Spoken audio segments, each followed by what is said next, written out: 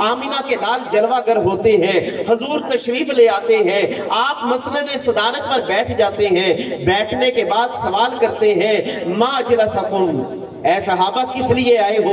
تمہارے آنے کا مقصد کیا ہے؟ کس ارادے کو لے کر آئے ہو؟ کیا نیت ہے؟ کیا مقصد ہے؟ کیوں بیٹھے ہو؟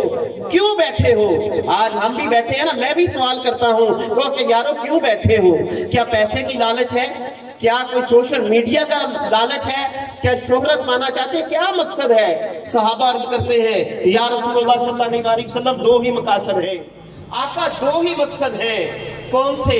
پہلا مقصد یہ ہے کہ اللہ نے ایمان کی دولت ہمارے سینوں میں ڈال دی ہے، اللہ نے ایمان کی روشنی ہمیں عطا فرما دی ہے، اللہ تعالیٰ نے ہمیں مسلمان کر دیا ہے، اس پر اس کی تعریف کر رہے ہیں، اس کی حمد و ثنا بیان کر رہے ہیں۔ اور دوسرا مقصد سنیے، صحابہ فرماتے ہیں یا رسول اللہ صلی اللہ علیہ وسلم قد مننا علینا بک، الفاظ سنیے، قد مننا علینا بک، کہ جن پر احسان ہوا وہ ہم ہیں، کہ اللہ نے احسان کیا، احسان کر کے جتلا دیا، اللہ نے احسان کیا، احسان کر کے جتلا دیا، اپنا محبوب بھیج دیا، جن میں محبوب بھیجا وہ ہم ہیں، کہ آپ کی تشریف آوری ہو گئی، آپ کی جلوہ گری ہو گئی، آپ آگے حضور، اس پر ہم خدا کا شکر ادا کر رہے ہیں، یعنی آپ کا میلاد منا رہے ہیں، ہم خدا کا شکر ادا کر رہے ہیں، یعنی آپ کا میلاد منا رہے ہیں۔